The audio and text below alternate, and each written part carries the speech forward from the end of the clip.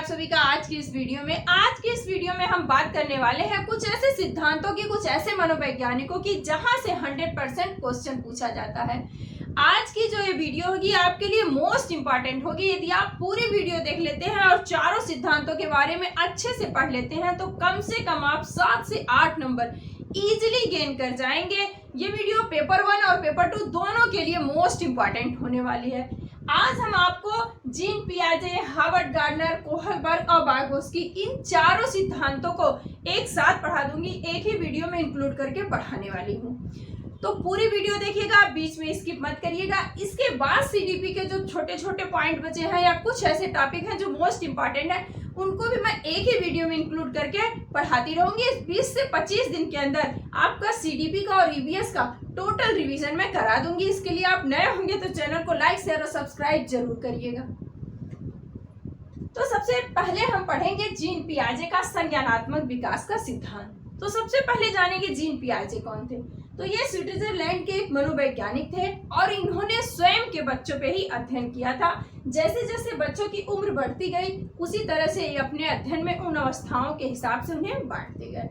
तो आज हम जानेंगे जीन पियाजे का संज्ञानात्मक विकास की जो चारों अवस्थाएं दी हैं, उन स्टेजेस के बारे में, उन अवस्थाओं के बारे में। जीन पियाजे ने कुछ इंपॉर्टेंट टर्म्स दिए, कुछ महत्वपूर्ण वर्ड्स दिए हैं। पहले उनके बारे में जानते हैं, फिर इनकी स्टेजेस, इनकी अवस्थाओं के बारे में पढ़ते हैं। सबसे पहले लिखा मैंने अनुकूलन, एडाप्टेशन। अनुकूलन क्या होता है? तो वातावरण के अनुसार स्वयं को ढाल लेना ही अनुकूलन कहलाता है।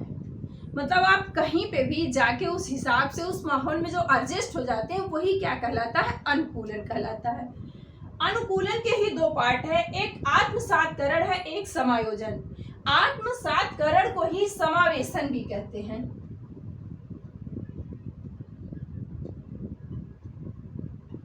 क्या कहते हैं? समावेशन। कहीं पे आत्मसातकरण लिखा रहता है तो कहीं पे समावेशन लिखा रहता है। ये आत्मसातकरण क्या होता है कि जब बच्चा नई चीजें या नई जानकारी में पुरानी जानकारी को ऐड कर लेता है तो वो क्या कहलाता है? समावेशन या आत्मसातकरण कहलाता है। मतलब जैसे बच्चे ने पहले कौवा देखा, फिर उसने कोयल देखा, तो वो कौवे और कोयल में डिफरेंस नहीं कर पाता है, वो कोयल को भी कौवा ही बोलता है।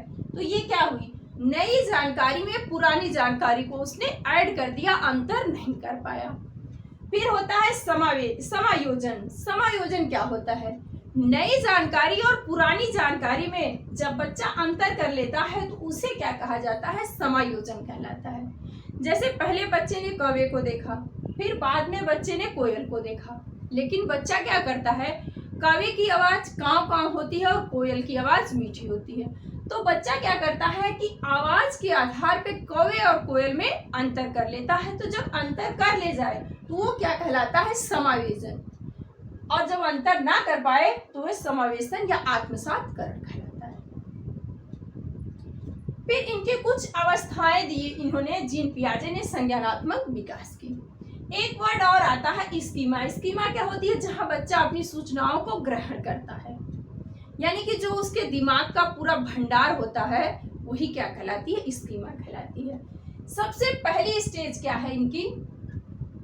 संवेदी पेशी अवस्था। संवेदी पेशी अवस्था जो होती है वो 0 से लेकर के 2 वर्ष तक होती है। इसमें बच्चा क्या करता है? मूल प्रवृत्तियों द्वारा व्यवहार करता है। मूल प्रवृत्तियां क्या होती है? जैसे हंसना, रोना, चूसना। बच्चा कुछ भी मांगेगा या कुछ भी बोलना चाहता है तो वो बोल नहीं पाता है 0 से कम 6 महीने तक।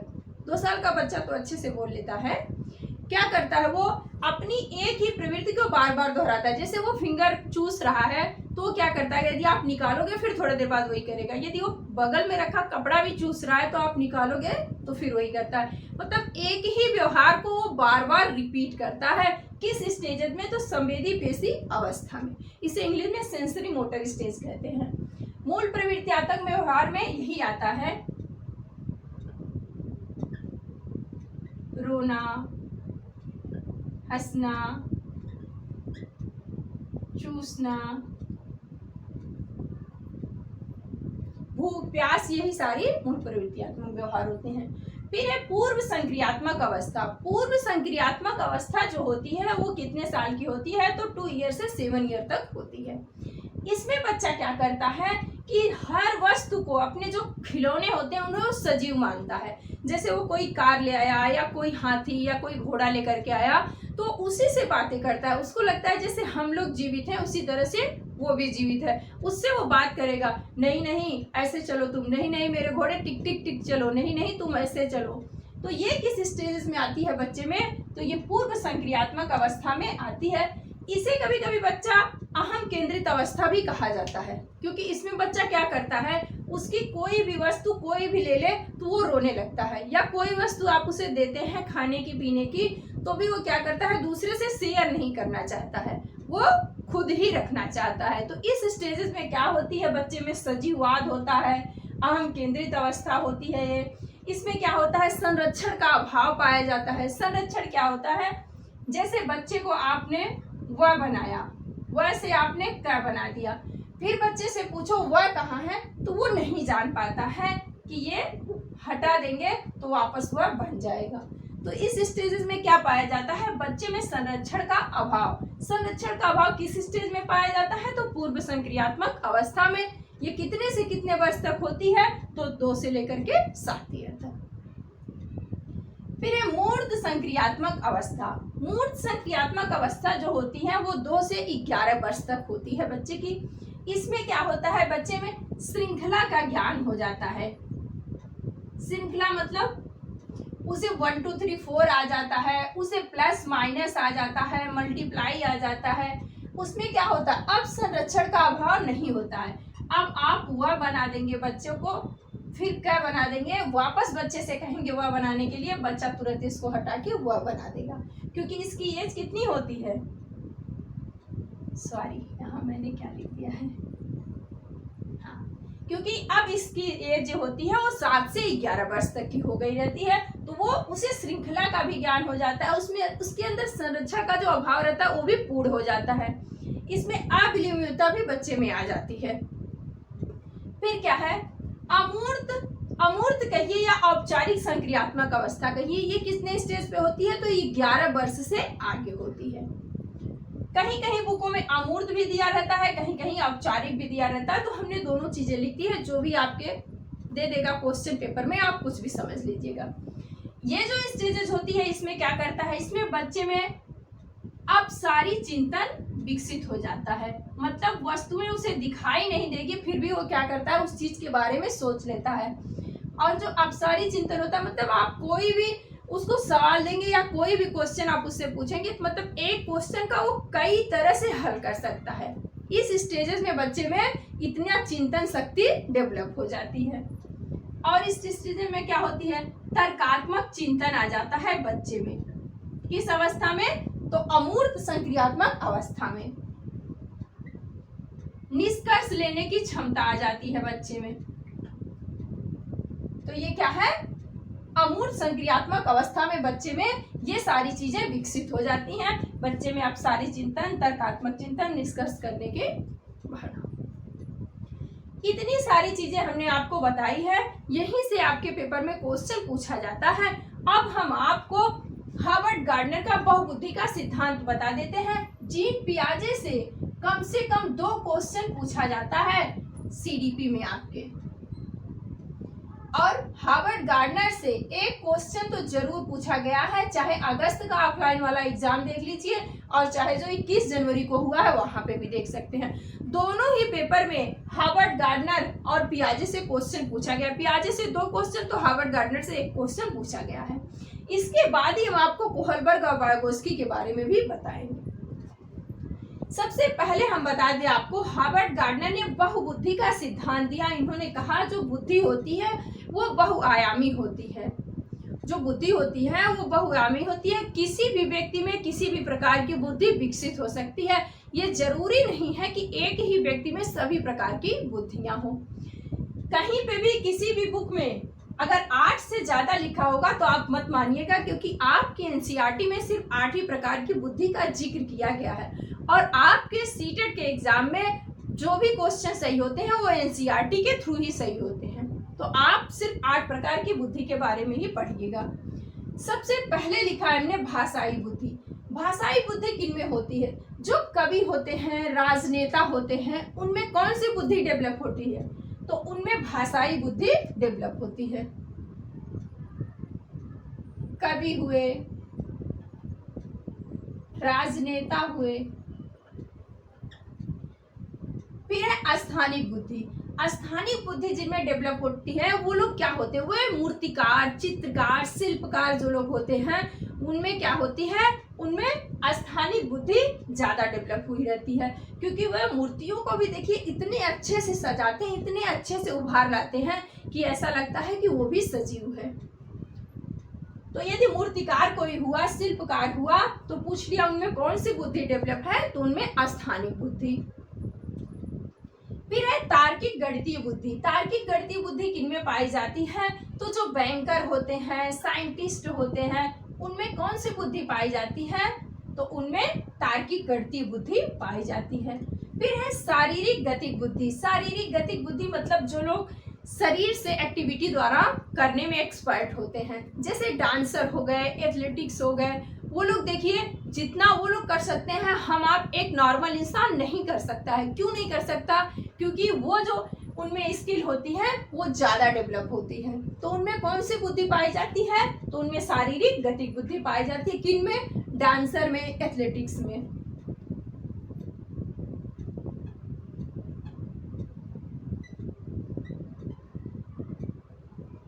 फिर है संगीतात्मक बुद्धि। संगीतात्मक बुद्धि देखिए सब में नहीं होती है। गाना सब लोग गाते हैं, पर कुछ लोग इतना अच्छा गाते हैं कि ऐसे सुन लो तो एकदम दिल खुश हो जाता है। कभी कभी मन दुखी हो तो भी किसी किसी ऐसे सिंगर का गाना सुनो कि अपने आप से मन खुश हो जाता है। तो ये जो बुद्धि होती है, ये जिनमें डेवलप होती है वो क्या होते हैं? वो संगीतकार होते हैं, जैसे सोनू निगम, लता मंगेशकर, इन लोगों में क्या होती है? ये बुद्धि अधिक डेवलप होती है। फिर है प्रकृतिवादी बुद्धि। प्रकृतिवादी बुद्धि में माली जो होते हैं, माली हो गए, किसान हो गए, इन लोगों में कौन सी बुद्धि होती है? ये प्रकृतिवादी।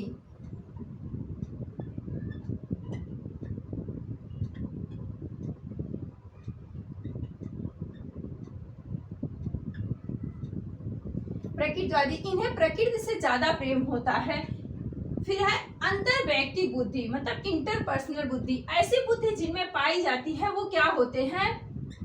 जैसे बीमा एजेंट हुए, सेल्समैन हुए। अंतर व्यक्तिक जिनमें बुद्धि विकसित होती है ना, उनको बोल चाल में वो इतने एक्सपर्ट होते हैं कि जैसे सेल्समैन वगैरह रास्ते में आपको कोई कभी मिल जाए, आपको कोई सामान नहीं लेना रहेगा ना, फिर भी आप ले लीजिएगा, क्योंकि वो बात करने में ना इतने एक्टिव होते हैं, इतने एक्सपर्ट होते हैं कि वो आपसे अपना सेल्स करवा लेते हैं।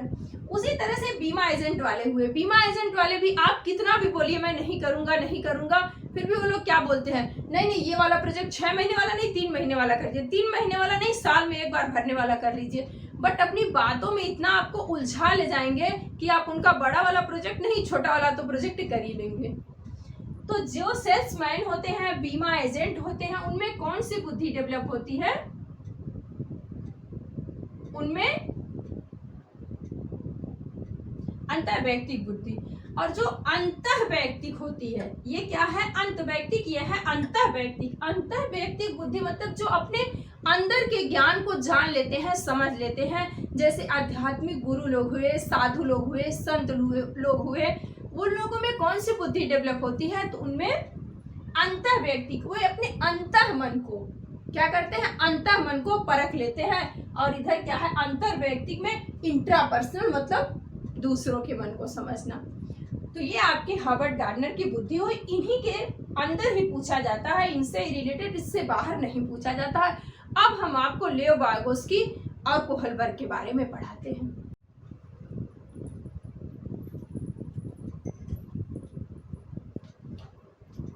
अब हम बात करते हैं लॉरेंस कोहलबर्ग के सिद्धांत के बारे में। इन्होंने जो सिद्धांत दिया नैतिक विकास का सिद्धांत, उसके बारे में बात करेंगे। कोहलबर्ग ने टोटल नैतिकता के 3 लेवल दिए और 6 स्टेजेस दिए। इन तीनों लेवल और 6 स्टेजेस से ही हमारे पेपर में क्वेश्चन पूछा जाता है, इन्हीं के बारे में हमें पढ़ना है। लेकिन इन्होंने एक स्टोरी सुनाई बच्चों को। हिंज नाम का एक व्यक्ति रहता है, उसकी बीवी बीमार हो जाती है और वो जाता है अपनी बीवी के लिए दवाई लेने। दवाई उसे इतनी महंगी मिलती है कि उसके पास उतने पैसे नहीं रहते हैं। फिर वो क्या करता है कि दवाई चोरी करना चाहता है। यदि वो दवाई चोरी करता है तो वो चोर कहा जाएगा, उसे पुलिस पकड़ लेगी। और यदि वो दवाई नहीं खरीदता है तो उसकी बीवी मर जाएगी, क्योंकि दवाई पूरी खरीदने के लिए उसके पास पैसे नहीं रहते हैं। तो कोहलबर्ग ने ये स्टोरी अपने बच्चों को सुनाई और उनसे पूछा कि उसने सही किया कि गलत किया। यदि वो दवाई चोरी करता है तो वो सही करता है, या वो अपनी पत्नी को मरने देता है तो वो सही करता है। तो उसी से रिलेटेड इन्होंने 3 लेवल और 6 स्टेजेस बनाए हुए हैं। इन्हीं के बारे में हमें पढ़ना है। नैतिकता क्या होती है? सही और गलत के बारे में जो हम निर्णय लेते हैं वो नैतिकता होती है। और नैतिक तर्कड़ा वो होती है जो सही और गलत के बीच में हम दुविधा में फंस जाते हैं, वही नैतिक दुविधा, नैतिक तर्कड़ा कहलाती है। तो सबसे पहला लेवल, पहला स्तर है पूर्व परंपरागत स्तर। पूर्व जो परंपरागत स्तर होता है उसमें कितने से कितने साल के बच्चे आते हैं? तो 4 से जो 10 साल के बच्चे होते हैं वो फर्स्ट लेवल में आते हैं। पहले ही लेवल को 2 भाग में बांटा, एक आत्म अभिरुचि, दूसरी दंड एवं आज्ञा पालन। आत्म अभिरुचि अवस्था जो होती है उसमें क्या होता है? बच्चा स्वार्थी होता है। उसे यदि आप 2 आइसक्रीम देते हो और बोलते हो एक छोटे भाई को दे दो, एक तुम खा लो, तो वो क्या सोचता है कि मैं पूरी आइसक्रीम खा लूंगा, छोटे भाई को कुछ नहीं दूंगा। ये जो स्टेज होती है इसे क्या कहा गया? आत्म अभिरुचि अवस्था या स्वार्थी बच्चा। आई थिंक इतना समझे होंगे आप। दूसरी जो अवस्था है वो क्या है? दंड एवं आज्ञा पालन। दंड एवं आज्ञा पालन में क्या होता है कि बच्चा समझ जाता है कि यदि मैं छोटे भाई को आइसक्रीम नहीं देगा तो पापा हमें मारेंगे। तो ये कौन सी अवस्था थी? दंड एवं आज्ञा पालन अवस्था। कितने से कितने साल के अंदर होती है? तो 4 से 10 साल के अंदर होती है। फिर जो दूसरा लेवल इन्होंने दिया परंपरागत स्तर, उसमें कितने से कितने साल के? तो 10 से 13 साल के बच्चे आते हैं। इसमें इस लेवल के भी 2 स्टेजेस बनाए गए, एक अनुकरण अवस्था, दूसरी कानूनी व्यवस्था अवस्था। अनुकरण अवस्था में क्या आता है? अच्छा लड़की अच्छा लड़का।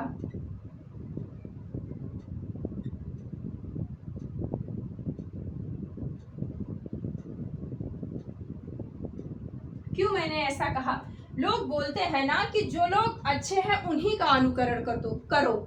यदि कोई आपके पड़ोस में 100 में से 80% लाता है तो लोग क्या बोलते हैं कि तुम भी पढ़ो, तुम भी उतने मार्क्स लेकर के आओ, उतने नंबर लेकर के आओ। तो ये कौन सी स्टेज होती है? 10 से 13 साल की जो अवस्था होती है इसे अनुकरण अवस्था कहते हैं। यहाँ पे लोग एक दूसरे का अनुकरण करते हैं। फिर दूसरा जो स्तर है, दूसरा जो अवस्था है कानून एवं व्यवस्था अवस्था। इसमें क्या होता है? बच्चा समझ जाता है कि यदि हम रोड पे चल रहे हैं, हमें रेड लाइट दिखेगी तो हमें रुक जाना चाहिए, जब वो बुझेगी तो हमें जाना चाहिए। यदि हम ऐसा नहीं करेंगे तो हमें दंड मिलेगा कानून से। फिर तीसरा जो लेवल है उत्तर परंपरावादी स्तर, ये 13 वर्ष से आगे की उम्र के लोग इसमें आते हैं।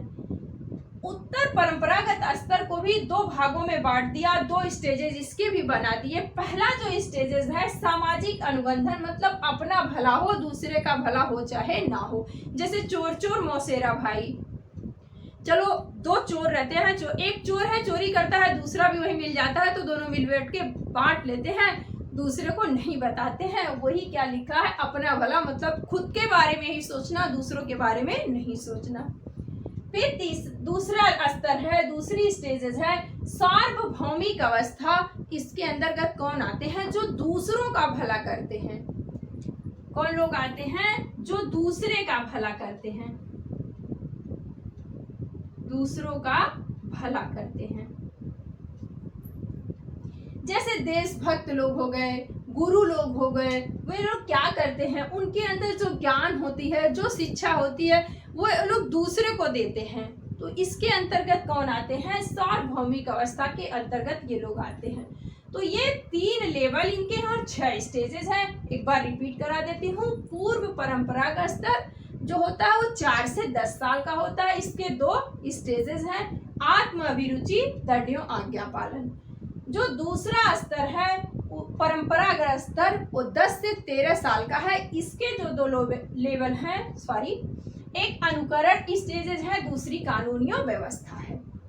अनुकरण अवस्था में अच्छा लड़की अच्छा लड़का, मतलब पड़ोस में कोई अच्छा नंबर लाता है तो घर के माँ बाप लोग या बड़े बुजुर्ग ये बोलते हैं ना, देखो उसने नंबर लाया तुम भी ले आओ। तो इस स्टेज को क्या कहा जाता है? अनुकरण अवस्था। तीसरा जो लेवल है उत्तर परंपरावादी स्तर, ये 13 वर्ष से ऊपर के लोग इसमें आते हैं। इसके जो स्टेजेस हैं, एक है सामाजिक अनुबंधन, मतलब अपना भला हो, दूसरे के भले के बारे में नहीं सोचते। दूसरी जो स्टेजेस है सार्वभौमिक अवस्था, यहाँ सिर्फ दूसरों के बारे में लोग सोचते हैं, अपने बारे में नहीं सोचते, जैसे देशभक्त वगैरह हुए, आध्यात्मिक गुरु लोग हुए। तो ये थी लॉरेंस कोहलबर्गी की नैतिक विकास की अवस्था। अब हम आपको वाइगोत्स्की का सामाजिक सांस्कृतिक विकास का सिद्धांत पढ़ाते हैं। इसे आप शॉर्टकट में SCL भी समझ सकते हैं।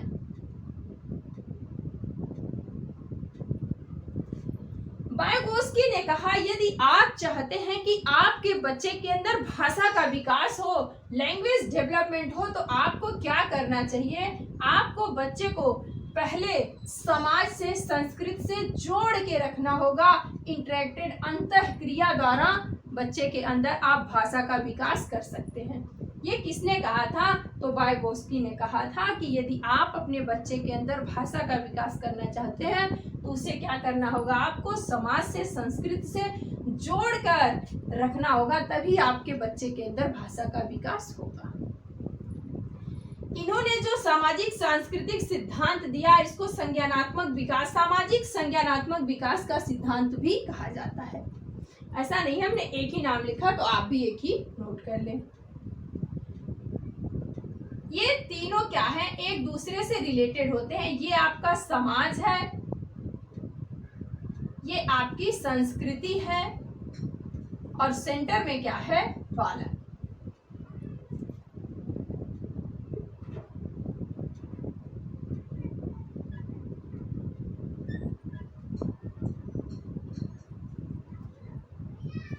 अब आपको समझ में आ गया होगा।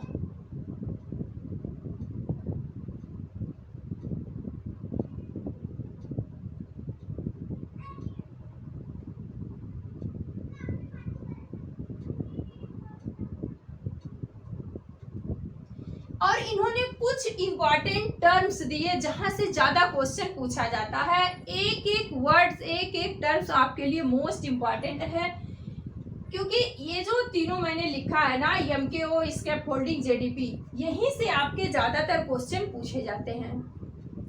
इसको समझने के लिए हम आपको बताते हैं, जैसे आपके घर में कोई छोटा बच्चा है, यदि वो साइकिल चलाना सीखना चाहता है तो वो सबसे पहले क्या करेगा? MKO यानी कि मोर नॉलेजेबल अदर, ज्यादा ज्ञानी दूसरा, जिससे उससे ज्यादा आता हो वो उसी से तो सीखेगा।